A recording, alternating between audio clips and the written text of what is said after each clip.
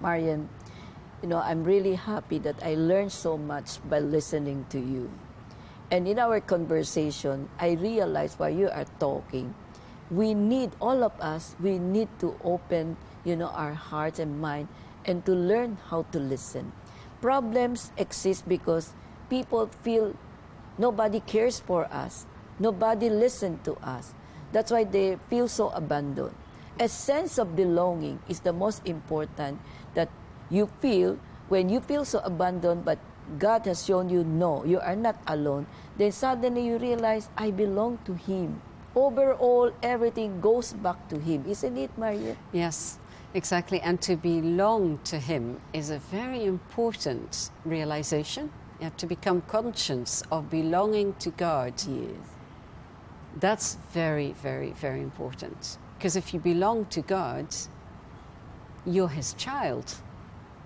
And to be a child of God, well, what can be more freeing, joy-giving, peaceful?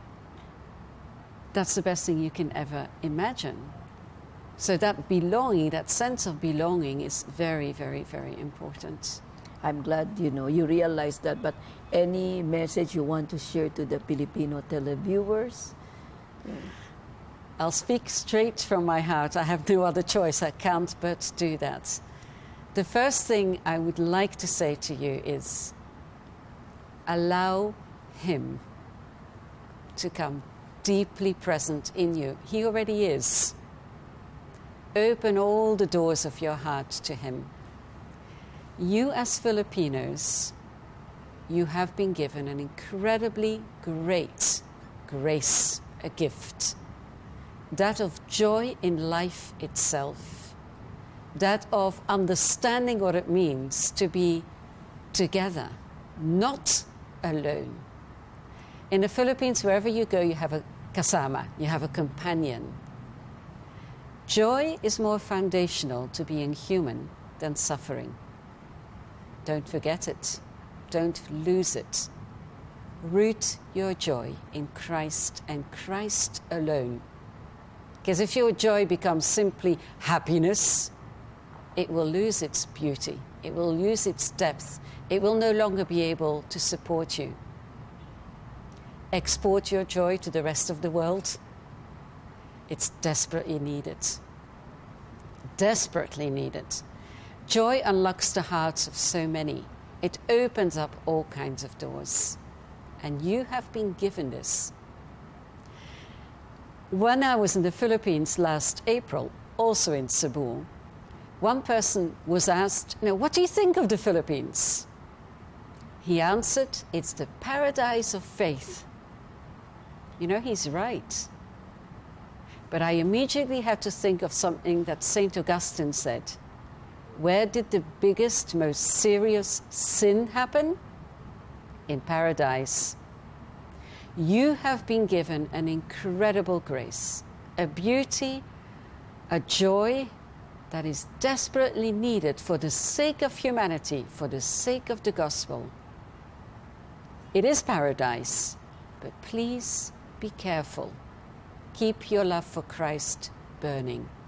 Do not follow a country like mine, Belgium, on the road to unbelief, on the road to a hardening of hearts, on the road to a lack of humility, a lack of thankfulness, and a growing of arrogance. One more thing. I have to go back to Belgium, but I'm taking all of you with me in my heart. I'm not leaving my heart here. I can't. It has to be there. But in Christ, we are one. And that is, for me, a source of thankfulness, day by day. I will pray for you. Please pray for my country. Napakaganda ng sharing ni Marianne sa ating bansa at sa ating mga pamilya. Nakita po natin na I cannot repeat what she had said, but I'm sure you all felt so deeply the message. What is important that it's a big reminder of the blessing that we had given. We don't suffer persecution like other countries. We don't feel so much that there is this act of terrorism, although we have from some parts of the country. But as what she has been told, Philippines is really a paradise. And that's at the same time, the faith is growing, but this faith should be keep burning and very much alive.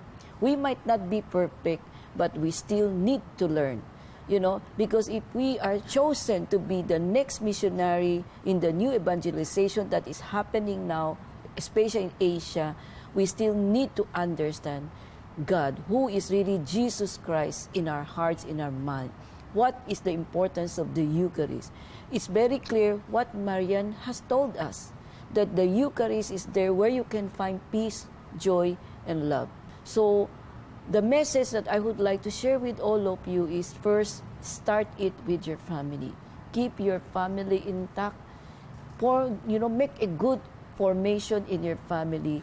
Learn to teach your children the love that Jesus really gave us and why He died for us, why His presence, He was resurrected again in the Eucharist, why this 51st International Eucharistic Congress was happening again, because we were given another opportunity to be near Him. Marianne is very emphatic. We should not lose our faith, what is happening to other countries. So this is a warning, a message that maybe this thing has to happen again. This big international Eucharistic Congress has to happen because God wants us to be always be reminded the mission that we are having in the future. So I hope you really enjoy our discussion, and thank you to Miss Marianne Servaas for sharing with us her beautiful thoughts, her beautiful experience in life, and her love for Jesus. Sana nagustuhan po ninyo aming magandang interview with Miss Marianne Servaas. Hanggang sa muli dito po sa programa ng Power to Unite with Elvira.